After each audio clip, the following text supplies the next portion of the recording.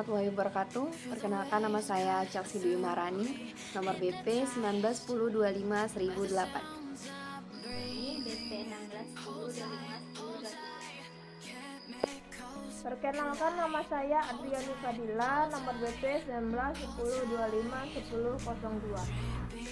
Perkenalkan, nama saya Muhammad Irfan, BP 19102511. Perkenalkan, nama Rama Yudia Putri, BP 1910251010. Perkenalkan, nama saya Rahmadani, nomor BP 1910251001. Perkenalkan, nama saya Fadila Miftahul Nasri, nomor BP 1910251007. Oh iya, kami dari kelompok 1 Mengucapkan Selamat menunaikan ibadah puasa. Dan tetap di rumah aja. Untuk memutus mata rantai penyebaran virus corona. Tanpa berlama-lama. Oke, langsung aja kita ke videonya yuk. Happy watching!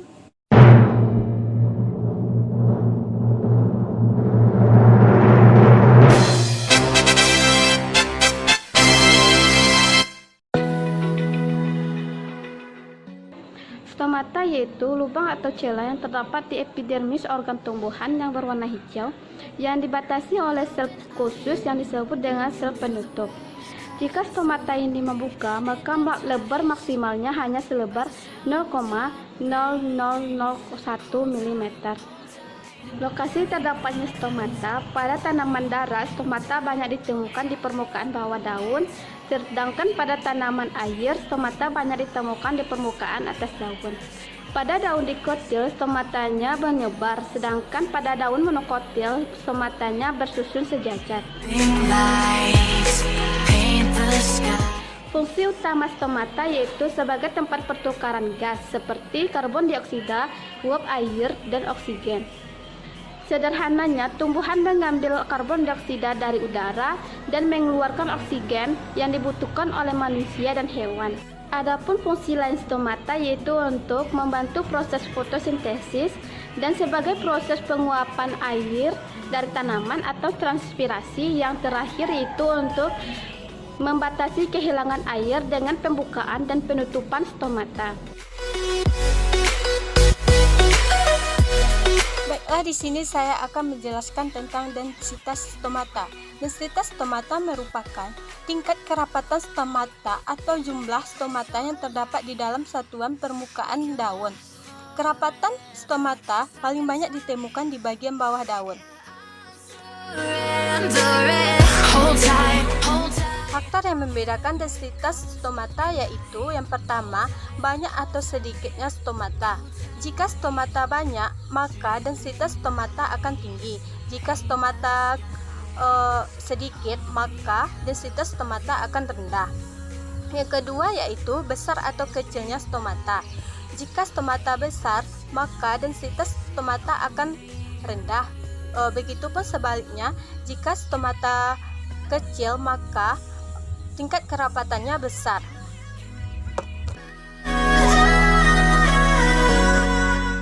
Baiklah, pada kesempatan kali ini saya akan menjelaskan tentang keberadaan stomata berdasarkan sel tetangga.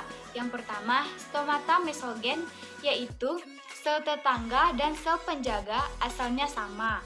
Yang kedua, stomata perigen, yaitu sel tetangga berkembang dari sel protoderm yang berdekatan dengan sel induk stomata. Yang ketiga, stomata mesoperigen, yaitu sel-sel yang mengelilingi stomata asalnya berbeda, yang satu atau beberapa sel tetangga dan sel penjaga asalnya sama, sedangkan yang lain tidak demikian. Tipe stomata berdasarkan letak penebalan sel pada penutupnya. Ada 4. Yang pertama, tipe Amaryllidaceae, yaitu sel penutup jika dilihat dari atas tampak seperti ginjal, berbentuk ginjal, dinding punggung tipis, dinding perutnya tebal, pada dinding atas dan dinding bawah terjadi penebalan kutikula. Yang tipe kedua, tipe Helleborus, yaitu sel penutup jika dilihat dari atas berbentuk ginjal, tapi pada dinding perut dan punggung tipis. Dinding atas dan dinding bawah lebih tebal. Yang ketiga, tipe Graminae, yaitu sel penutup berbentuk halter. Dinding sel penutup bagian tengah tebal dan penopang dari halter. Masing-masing ujung dindingnya tipis, sedangkan dinding atas dan bawahnya tebal. Yang keempat, tipe Amnium, berbentuk sel penutup juga berbentuk seperti ginjal. Dinding perutnya tipis.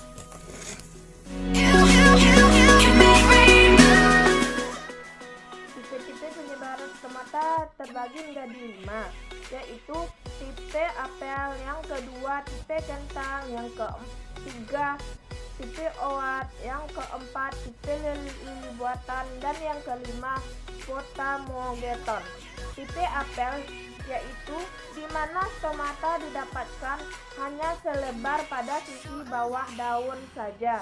Yang kedua tipe kentang, di mana stomata terlebar di lebih banyak pada sisi daun dan sedikit pada sisi atas daun.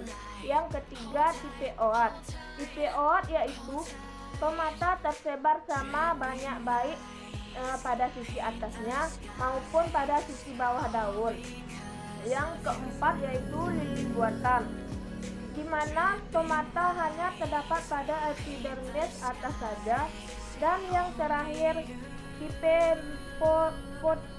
potamogeton, yaitu stomata sama sekali tidak ada.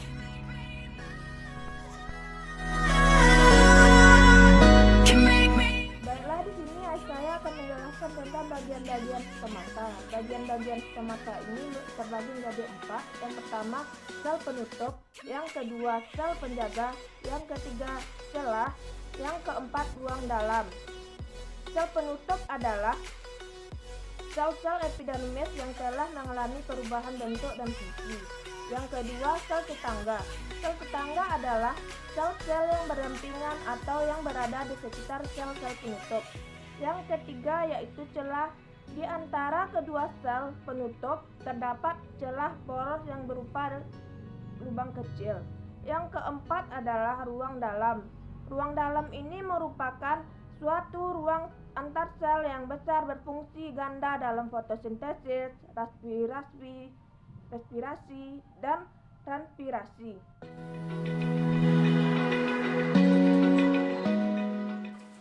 Oke, kali ini saya akan menjelaskan mekanisme membuka dan menutupnya stomata. Kita mulai dari membukanya stomata. Stomata akan membuka jika tekanan turgor pada dua sel penjaga meningkat. Nah, peningkatan tekanan turgor pada sel penjaga ini disebabkan karena masuknya air ke dalam sel penjaga tersebut. Pergerakan air dari satu sel ke sel lainnya bergerak mulai dari sel memiliki potensi air yang lebih tinggi ke potensi air yang lebih rendah. Tinggi rendahnya potensi air sel akan bergantung pada jumlah bahan terlarut pada cairan sel tersebut. Jika banyak sekali bahan terlarut pada sel tersebut, maka potensi osmotik dari sel akan semakin rendah. Dengan demikian, jika tekanan turgor pada sel itu tetap, maka secara keseluruhan potensi air pada sel tersebut akan menurun. Nah, untuk memacu agar air masuk ke dalam sel penjaga, maka jumlah bahan terlarut harus ditingkatkan. Bagaimana cara peningkatannya? Beberapa penelitian menunjukkan bahwa pada saat stomata membuka, maka akan terjadi akumulasi ion kalium atau K+ pada sel penjaga tersebut. Nah, ion kalium ini berasal dari sel tetangganya. Cahaya diketahui dapat merangsang masuknya ion kalium ke dalam sel penjaga. Nah, jika tumbuhan tersebut ditempatkan di tempat yang gelap, maka ion kalium tersebut akan keluar kembali. Akan tetapi, stomata akan membuka walau berada di tempat yang gelap jika ditempatkan di dalam udara yang bebas dari karbon dioksida.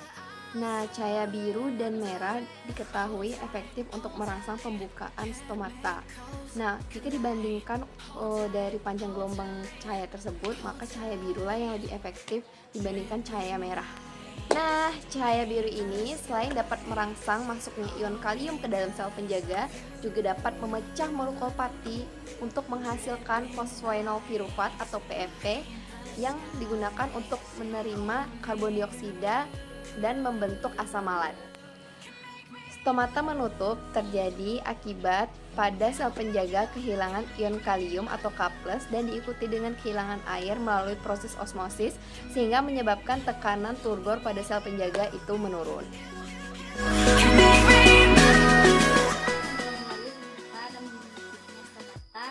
Ada dua, yaitu faktor internal dan faktor eksternal. Faktor internal meliputi cahaya matahari, karbon dioksida, air, dan asam absisat atau ABA.